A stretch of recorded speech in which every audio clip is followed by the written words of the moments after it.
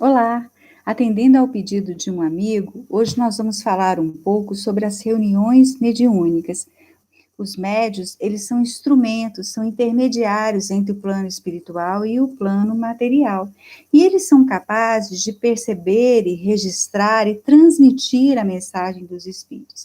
Então, as reuniões mediúnicas, elas são extremamente importantes, porque a partir dela é que a doutrina espírita chegou ao mundo material. A doutrina espírita é uma verdade universal, mas ela veio até a humanidade por intermédio do fenômeno mediúnico.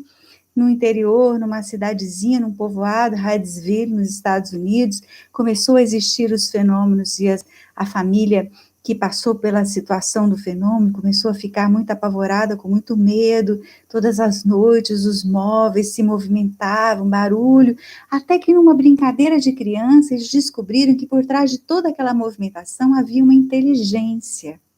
E a partir dali eles começaram a estabelecer uma comunicação com o espírito que fazia com que aquela movimentação ocorresse. O evento da cidadezinha do povoado no interior dos Estados Unidos, ele não foi isolado, aconteceu em vários lugares. E a partir dos fenômenos mediúnicos, a doutrina espírita chegou até a humanidade a partir do momento em que Hippolyte Léon, Allan Kardec, teve contato com esse fenômeno e começou a estudá-lo com seriedade e com critérios científicos. A partir de então, a mediunidade se tornou um instrumento de conhecimento da vida além da matéria. Descortina-se todas as dúvidas, aquelas questões da vida material, da vida espiritual, toda aquela barreira que existia entre os dois mundos e começa-se então a entrar em contato com a realidade espiritual. Kardec, à época, fazia reuniões mediúnicas no intuito de estudar as informações do espírito que ele codificou, reuniu-as criteriosamente, com a utilização do seu senso crítico, e formatou as obras que compõem a codificação espírita, 5 obras. O Livro dos Espíritos, a primeira, o Livro dos Médiuns, o Evangelho segundo o Espiritismo, o Céu e o Inferno e a Gênese. A partir dessas 5 obras, o Pentateuco kardeciano, nós temos toda a estrutura doutrinária do Espiritismo, que, aliás, é uma palavra que foi cunhada por Kardec para denominar aqueles que estudavam as obras que foi codificada por ele. Então, a mediunidade, ela tem grande importância no meio espírita. É algo que nós devemos ter todo respeito e também todo cuidado. Mas o que é preciso para se reunir num grupo e ter a formatação de uma reunião mediúnica? Primeiro é preciso conhecer a doutrina espírita. As pessoas que se reúnem num grupo mediúnico, elas devem conhecer o espiritismo.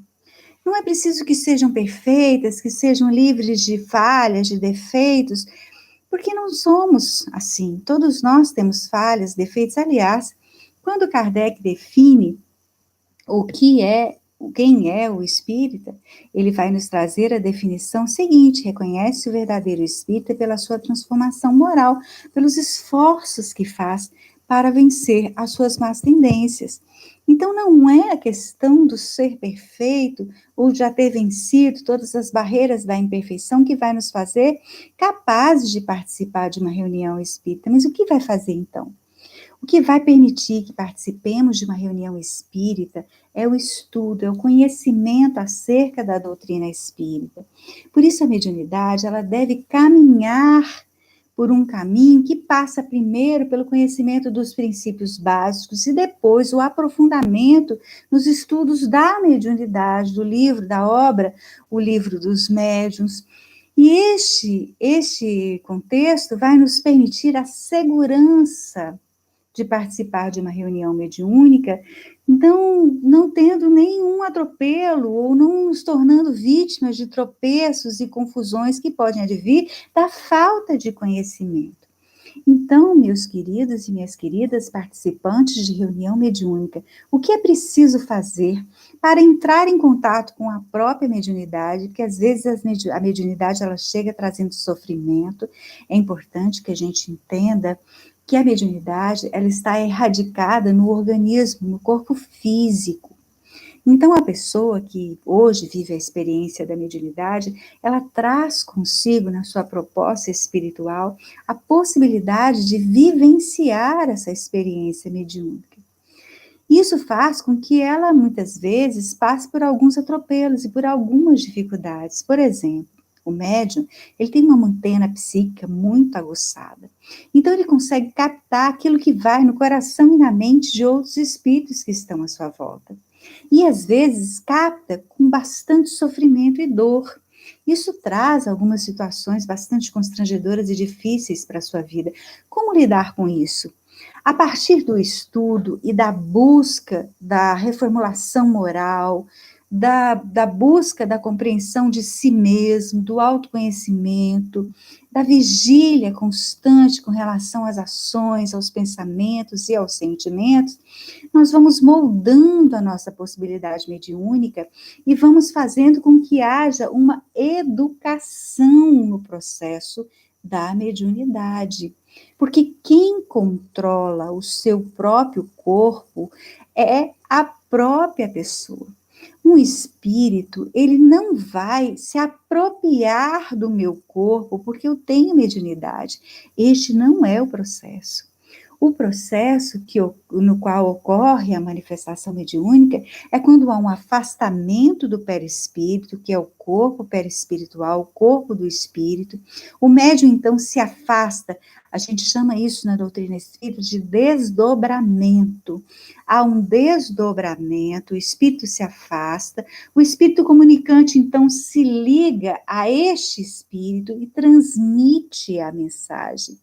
É interessante que a gente entenda que o espírito, ele transmite a mensagem para o espírito do médium, e esse fala como se fosse um alto-falante.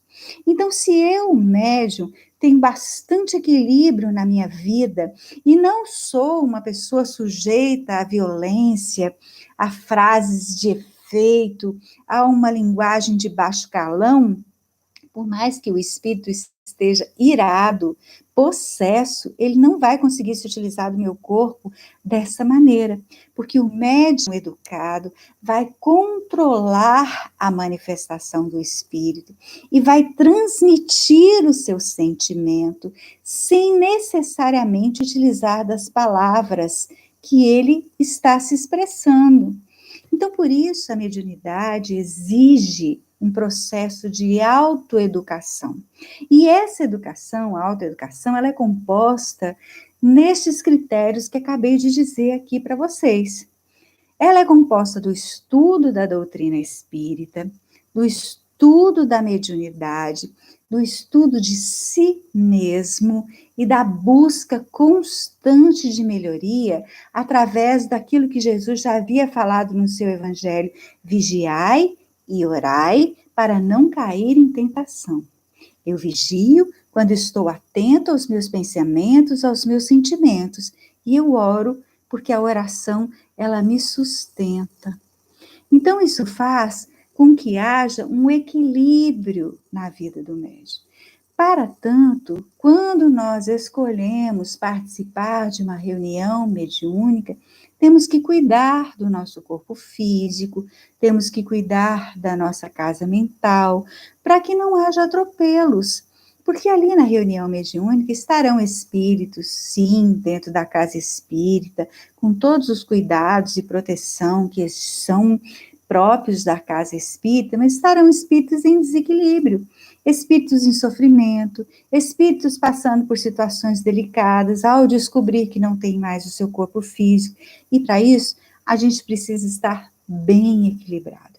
Então não é nada que seja além das nossas possibilidades, não é nada que seja próprio para as pessoas que já evoluíram, que já são espíritos iluminados. Essa é uma condição que nós não encontramos com muita frequência no planeta Terra.